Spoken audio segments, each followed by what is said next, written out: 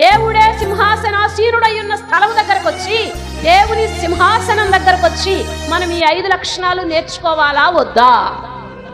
దేవుడు కూర్చుండబెట్టే సింహాసనం దగ్గరకు వచ్చిన వ్యక్తే ఈ సింహాసనం మీద నేను కూర్చోవాలంటే, ఈ సింహాసనాన్ని ఇచ్చిన దేవుని ఎదుట, ఈ సింహాసనం ఎదుట ఈ 5 లక్షణాలను నేను కలిగి ఉండాలన్న నిబంధనలోనికి వస్తే, అత్యున్నత సింహాసనము పైన ఆసీనుడై ఉన్న దేవునిని చూడటానికి వచ్చిన మనము, ధవళ సింహాసనం దగ్గరకు చేరవలసిన మనము, క్రీస్తు న్యాయ పీఠము దగ్గరకు, కృపా సింహాసనం దగ్గరకు చేరాల్సినటువంటి మనము ఈ 5 లక్షణాలను నేర్చుకోవాలా వద్దా?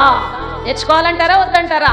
16 ఏళ్ల బాలుడు నేర్చుకొని మన ముందు ఒక సవాలు విసురుతున్నాడు. నా వయస్సు 16 గాని నేను ఇవి నేర్చుకున్నాను, మీ వయస్సు ఎంత, మీరు నేర్చుకున్నదేంటని మనల్ని ప్రశ్నిస్తే మనం ఏమి సమాధానం చెప్పాలి? 16 ఏళ్ల బాలుడి సవాల్ ఇది. ఈ సవాలుకి నిలవగలిగిన వారెవరు? ఈ ప్రశ్నకు సమాధానం చెప్పగలిగిన వారెవరు? నేను కూడా ఇలా ఉన్నానని అనుకోగలిగినటువంటి వారు ఎవరు?